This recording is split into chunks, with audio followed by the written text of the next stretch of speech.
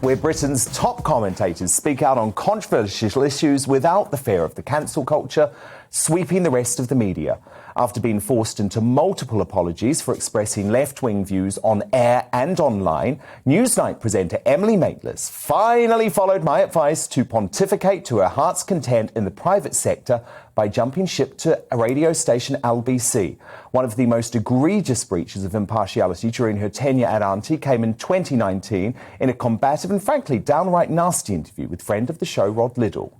These are your words. Sorry, have you worked this out between you? No, it's just what a lot of people think about it. It's just what a lot of people think about it. You're writing about what this great betrayal it is, that all Brexiteers are portrayed as racist, and then you come up with things saying postal voters in Peterborough thought they were ticking a box to choose a Tarka Dal or a Brinjal Bhaji. I suppose this last comment will be considered racist. It is consistent, casual racism. That's not casual racism week at all. after week from you. That's what you trade in. What is it then? I just wonder, when it's so consistent, when it's week after week, the bar that you spew up has to be who you are. This kind of stuff. Maitlis was found in breach of BBC guidelines following an internal investigation for that unjustified attack. Rod, we've missed you these past couple of weeks. Hopefully you haven't suffered from any form of PTSD seeing that little clip.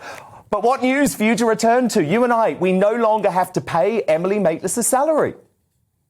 Yes, it's wonderful, isn't it? It's good news. It's good news for the BBC. It's good news for you and me. It's also good news for Emily Maitlis, because she's clearly someone who is incapable of doing her job in an impartial manner, and now she no longer has to. And it was a real problem for the BBC, because time after time, and that was just one mild example of the way she completely forgot the rules of the game, that you are meant to at least pretend to be impartial, even if you're not impartial, and no one would believe for a moment that Newsnight has been impartial. And she breached it time and time and time again.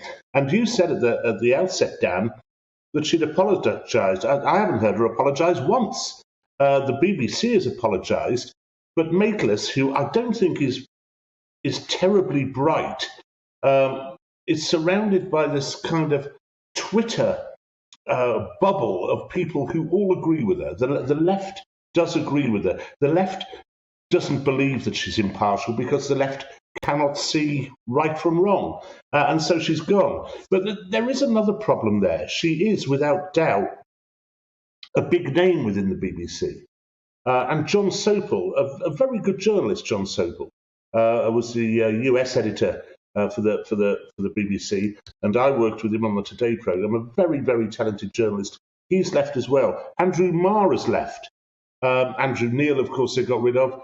Jeremy Clarkson, they got rid of. They are losing one after another their biggest names. And I think they're losing their biggest names and going to these little places like LBC. They're losing their biggest names because they can see the writing on the wall. And that's that, you know, with GB News, Times Radio, Talk Radio, all the other institutions which have started up and which are offering an intelligent alternative to the BBC's days on news and current affairs are numbered. I mean, I saw Calvin McKenzie tweet earlier, Rod Liddle, that LBC should be renamed the Lefty Broadcasting Corporation. They're certainly aping the BBC, aren't they? Yeah. Well, you know, the trouble is with our job, Dan, is that we're working in an industry where a lot of the people who go into it are arts graduates, liberally minded arts graduates. And it's true not only in the BBC. The BBC is a perfect example of it, but you find it everywhere. And so all radio and TV stations have this tendency towards the kind of anodyne, rather unthinking liberal left. Not the hard left, just the kind of whining, persistently boring woke left. That's where most of the media lies. And you know that, Dan. You've worked in the media for a long, long time. We both have. We know about who works in the media.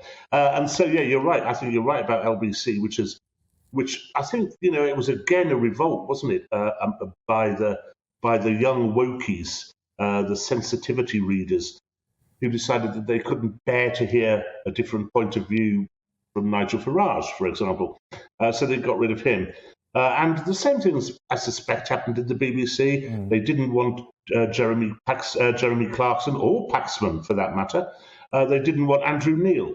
All voices, not really from the right, just a different voice to their own. They can't bear it. That's the big difference between the liberal left and, I don't mean the whole left, but the liberal left and the rest of us, which is that we can tolerate dissent, tolerate other opinions. They simply can't.